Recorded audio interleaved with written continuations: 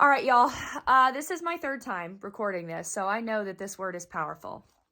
All right, let's start again. Here we go. Manna is not breadcrumbing. When I say I will sustain you, I provide all your needs according to my riches and glory. Manna means portion, dose, or ration in Hebrew. It's the miraculous bread of heaven. The Israelites were so hungry for their previous bondage, their chains, their previous experiences, right, that they could not taste to see that he was good. In Latin, manna is food for the soul or divine support. Now, I want you to actively get in your word, go to John 6:30-40, and taste that he is good, okay? You go read for yourself. God sends blessing through people and bread through the word. Taste and see that he is good. So as he gives me this word, this song comes into my spirit, and it's this. I'm coming home, tell the world that I'm coming home.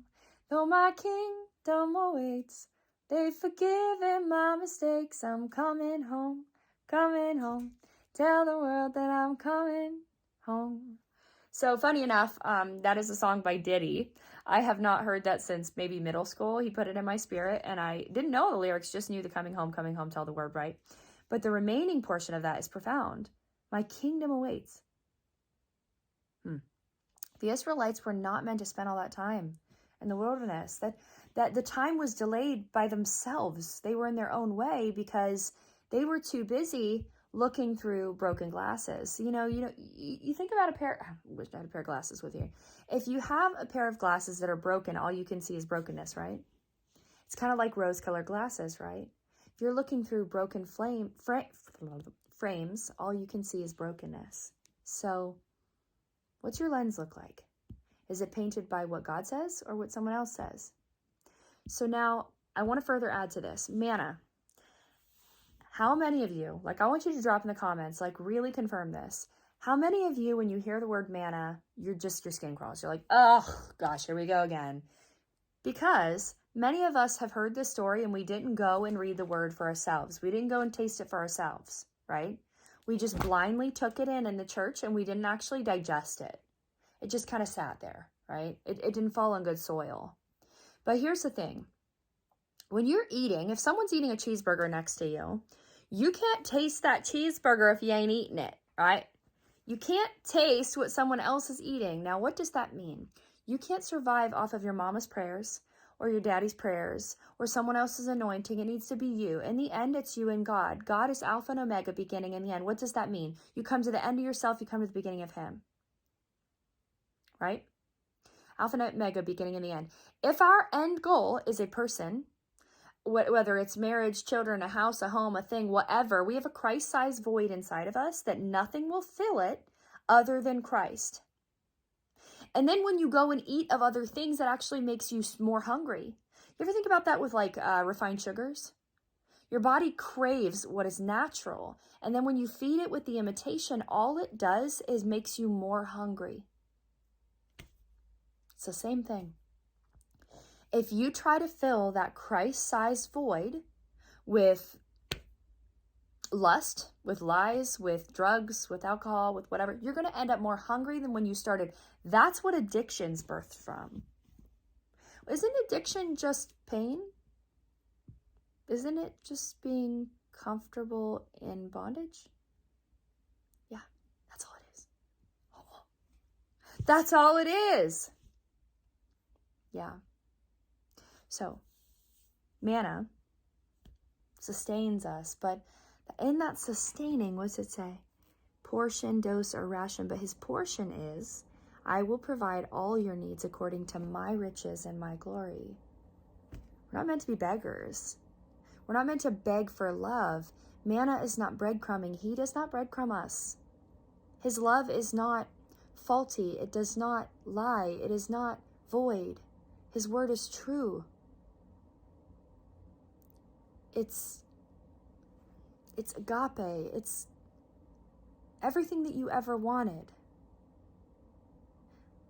That sustaining, that divine support. The Lord he'll give you a song. He'll give you a memory. He'll drop something in your spirit that you forgot about. And suddenly you're jolted back to a memory you completely forgot about.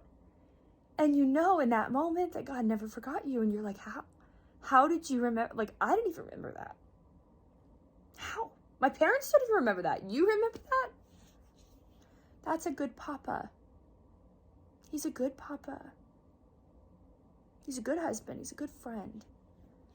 He's a good sister, a brother, a mother. He's all those things. He's all the things. The Christ-sized void. He fills that void like nothing else can.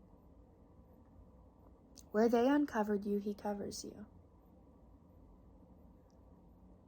Yeah. We hide our heart in him so that he is our fortress. A fortress is a wall of protection. So many of us have gone through so much hurt, and even especially women, but men it looks different, right? It's the same coin, right? It's just the other side of the coin. For women, I'll speak to the ladies. When you've been hurt and you've been unsafe for so long, what you end up doing is you build up your own walls to fortify and protect your heart, right? Which is okay for a season until we learn that we need to let those walls down and let Jesus be our fortress. He's our fortress. He's our protector. There's safety in him. He's not like your father. He's not like your ex-husband or your boyfriend or your sister or your brother or the abuser or whatever. That's not him. His love is sure. It is sure. It is a firm foundation.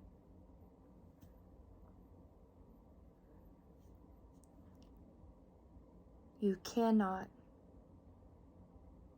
be sustained by someone else's experience.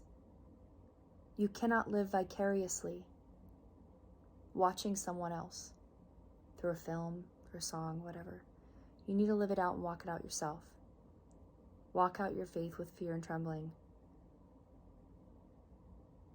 That is to revere God and his authority, to heed his word, and you can't. Do you need help hearing his voice? We know his voice by spending time with him. Do you know that when you're pregnant, your child, when they're birthed, they know your voice? Because you've been around. You know what's really cool about God is? The way he speaks to us changes sometimes. He's stable, he doesn't change, but it will change in the way he speaks to us in that it will be a small, still voice, sure, but he'll speak to us through anything and everything, and then there comes a point where he'll speak directly. Excuse me.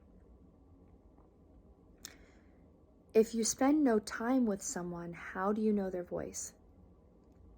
When you spend time with someone, you learn their character, and now what they say about you, you have confidence in because you know their character. Because you know that he is good, he is patient, he is kind. Because you've experienced that now firsthand, now when he asks you to do something, you're like, yeah, God, let's take this journey, let's go on this ride, because I trust you. But unless you spend that intimate time with the Lord, you won't trust him, and you won't hear his voice very well. There'll be a lot of voices, everybody's voices, but be careful, little ears, what you hear, because what you listen to becomes what you birth. So a man thinks he is. Faith comes through hearing. If you think it, you become it. Self-fulfilling prophecy in psychology, right? So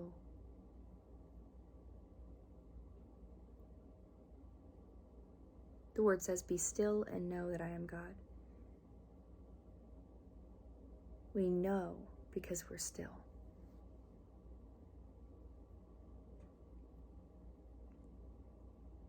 Taste and see that he is good.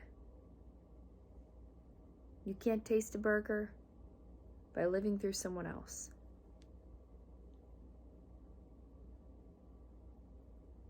You go and you do that. You uncover it yourself.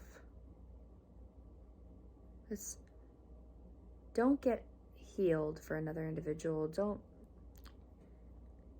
Find you. Uncover you. The girl, the little boy that was always there. Coming home coming.